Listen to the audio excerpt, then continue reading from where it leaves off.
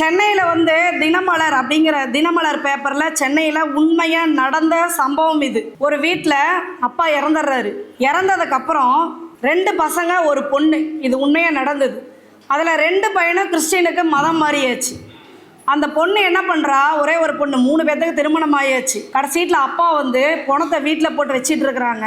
2 பேர் கிறிஸ்டினாக மதம் மாறதுனால அவங்களுக்கு செய்ய வேண்டிய ஈம காரியத்தை நான் செய்ய முடியாது அப்படின்னு 3 பேர்த்துக்குள்ளாரையும் சண்டை. கடைசீட்டில் அந்த பொண்ணு என்ன பண்ணுறா, கையில் எடுக்கிறா, இவங்க 2 பேருமே ஆகாது, நாம் என்ன பண்ணோம், நம்ம அப்பாவுக்கு ஈம சடங்கை நாம் செஞ்சே ஆகணும் அப்படின்னு முடிவு பண்ணி வெள்ளை சேலை எடுத்து கட்டிட்டு, இது உண்மையாக நடந்ததுங்க.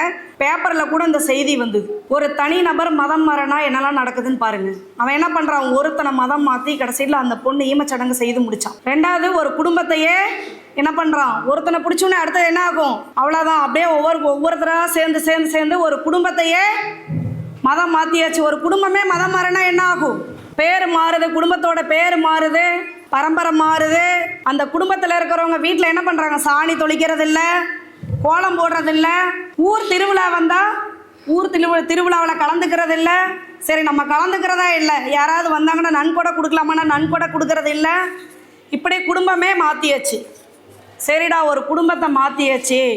இதெல்லாம் உணர்வு இல்லாத இந்துக்கள்லாம் கிடையாது, இவங்க வெறும் ஜந்துக்கள்னு முடிவு பண்ணி என்ன